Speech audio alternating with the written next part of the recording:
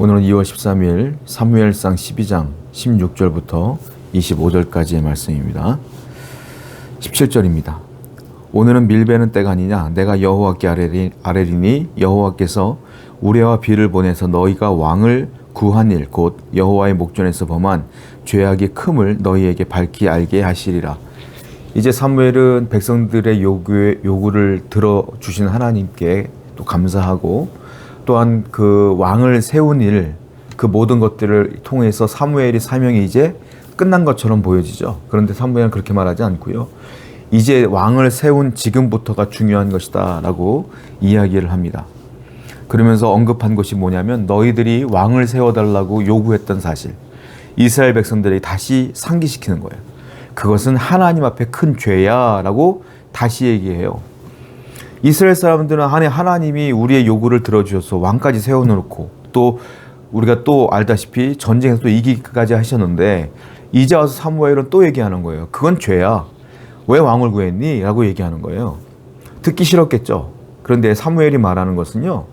이스라엘 백성들에게 네가 다시 왕을 세워달라고, 인간의 왕을 세워달라고 한 것은 죄다라고 말한 것은 책망을 위해서 말한 것이 아니라 이제부터가 이제 중요한 것인데 이거는 다시 우리가 그 죄를 깨닫고 돌이키고 다시는 앞으로 그런 죄를 짓지 말라고 하는 당부예요. 즉 회개하라. 다시 완벽하게 회개하고 다시는 그런 일을 하지 말아라라고 하는 이야기지 책망하려고 했던 건 아니에요. 왜냐? 이제 왕을 세워주셨으니까 왕을 통하여 이제 이스라엘 사람들이 다시 역사를 시작할 거란 말입니다. 새로운 길로 나가기 위해서는 과거에 잘못한 것들을 청산해야 된다. 이걸 다른 말로 뭐라 말하냐? 회개해야 된다. 돌이켜야 된다. 다시는 그 죄를 지어서는 안 된다. 이 말이에요. 저나 여러분들이나 하나님의 백성으로서의 삶을 살기 시작했지 않습니까? 과거에 우리가 지었던 죄들을 다시 지어서는 안 된다. 회개하고 다시 하나님 은혜 가운데 거해야 하지만 하나님의 은혜로 새롭게 새로운 길로 하나님이 인도하시지 않겠느냐라는 거예요. 과거의 죄에 얽매이지 말고 그 죄를 다 청산하고 회개하여 다시 새로운 마음으로 하나님께 나아가는 여러분 되기를 축원드립니다. 18절부터 읽을게요. 이에 사무엘이 여호와께 아뢰매 여호와께서 그날에 우레와 비를 보내시니 모든 백성이 여호와와 사무엘을 크게 두려워하니라.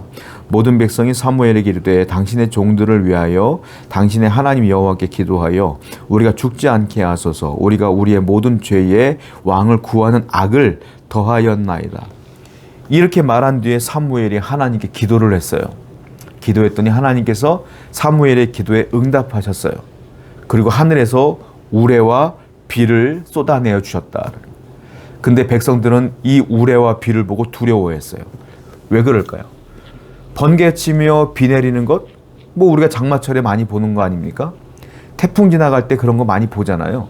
근데 왜 그럴까요? 왜 두려워할까요? 왜냐하면 이때가 언제냐? 건기예요. 건기. 이스라엘 나라에 비가 내리지 않는 시기예요. 그들이 하루 이틀 인생을 살아봤겠습니까? 건기에는 비가 내리지 않아요. 천둥 번개를 동반한 비가 내리지 않는 시기야. 그런데 사무엘의 기도를 딱 하자마자, 그리고 이스라엘 백성들에게 왕을 세운 건 죄야 라고 말하자마자 하늘에서 우레와 비가 막 쏟아지니까 그들이 두려워하기 시작해요. 아, 정말 우리가 죄를 지었구나. 그리고 19절 보니까 뭐라고 했어요? 우리가 죄가 많은데 왕을 구하는 악을 그 죄에 또 더하였나이다. 용서해 주세요 라고 두려워하는 장면인 거예요.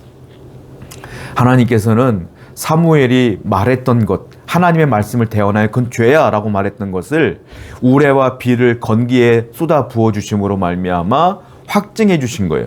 사무엘 말이 맞아. 내 말을 대언한 거야. 회개해야지. 그때 그들이 깜짝 놀라 회개하는 장면이 나오게 돼요. 하나님은 사무엘의 그 말씀에 권위를 세워주셔요. 그리고 하나님의 말씀은 반드시 이루어진다는 확증을 해주시는 거예요. 성도 여러분, 우리는 그러므로 항상 하나님 말씀 앞에 두려움으로 서야 돼요. 하나님 말씀은 반드시 이루어지기 때문에 그래요. 우리가 성경을 읽을 때 어떻게 읽습니까? 어떤 자세로 읽습니까? 두려움으로 서야 돼요. 하나님 말씀을 들을 때, 설교를 들을 때 두려움으로 서야 돼요. 하나님 말씀이 되어나는 그 목사의 설교를 통하여 하나님이 이루실 거야 라는 확신을 갖고 서야 돼. 그리고 기록된 성경 말씀을 읽을 때에 두려움으로 서야 돼요. 이 말씀을 지켜야지 라는 마음으로 서야죠. 그렇게 하나님의 말씀의 권위를 인정할 때 하나님의 복이 여러분에게 흘러가는 겁니다. 23절 읽어보겠습니다. 나는 너희를 위하여 기도하기를 쉬는 죄를 여호와 앞에 결탄코 범하지 아니하고 선하고 의로운 길을 너희에게 가르칠 것인즉. 이제 사무엘의 사명은 끝났어요. 사실 이제 왕을 세웠죠. 사실 사무엘이 왕이 없을 때는 왕의 역할을 했던 거예요. 사사 아닙니까? 사사? 사사의 역할은 뭐냐면 왕도 됐다가 제사장도 됐다가 선지자도 했다가 다 하는 거야. 그게 사사야. 그런데 왕을 세웠으니까 이제 사무엘의 일은 끝났어요. 사실은 사무엘이 하던 일들은 왕이 다스리면 되는 거야. 근데 사무엘이 뭐라고 말해요? 내가 너희를 위해 기도하는 죄를 결탄코 범하지 아니하리라. 그리고 의로운 길을 너에게 가르칠 것이라. 여러분, 하나님의 백성들에게 사명의 은퇴는 없는 겁니다. 사무엘은 두 가지를 끝까지 하겠다는 거예요. 뭡니까? 백성을 위한 기도, 그리고 백성을 올바른 길로 인도할 가르침, 올바른 하나님 말씀에 대한 가르침, 두 가지는 내가 끝까지 놓지 않겠다. 우리에게는 은퇴가 없어요. 사명자에게는 은퇴가 없어요. 물론 목회자들은 나이를 먹게 되면 은퇴를 하죠. 그렇다고 사명의 은퇴가 끝납니까? 아니에요. 은퇴하더라도 교회를 위해, 성도들을 위해 끝까지 기도해야 되는 거예요. 여러분도 마찬가지라는 거예요. 여러분들은 직장에서는 은퇴가 있을지 몰라도 하나님 사명에서는 은퇴가 없는 거예요. 가족을 위해 기도하고, 나라를 위해 기도하고, 백성을 위해 기도하고, 교회를 위해 기도하고, 그리고 올바른 길로 가지 못하는 사람들에게 하나님 말씀을 잘 가르칠 수 있는 하나님의 위대한 사명자가 되기를 축원드립니다. 24절부터 읽을게요. 너희는 여호와께서 너희를 위하여 행하신 그 큰 일을 생각하여 오직 그를 경외하며 너희의 마음을 다하여 진실히 섬기라. 만일 너희가 여전히 악을 행하면 너희와 너희 왕이 다 멸망하리라. 당부하는 겁니다. 하나님께서 너희를 위해 행하신 그 큰 일을 늘 생각하라, 묵상하라, 잊지 말아라 이거예요. 그리고 오직 하나님을 경외하면 너희 마음을 다하여 진실로 섬겨야 된다. 반대로 또 얘기해요. 만약 너희가 여전히 악을 행하면 너희와 너희 왕이 함께 멸망하리라. 하나님이 안 도와준다는 거예요. 무슨 말이에요? 항상 하나님 말씀의 편에 설 것이냐, 말씀의 반대편에 설 것이냐는 너희들의 선택이야 이 말이에요.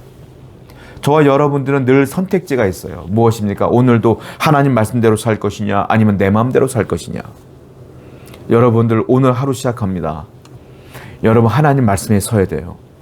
말씀대로 살려고 각오를 하고 살아야 돼. 그래야 복이 있어요.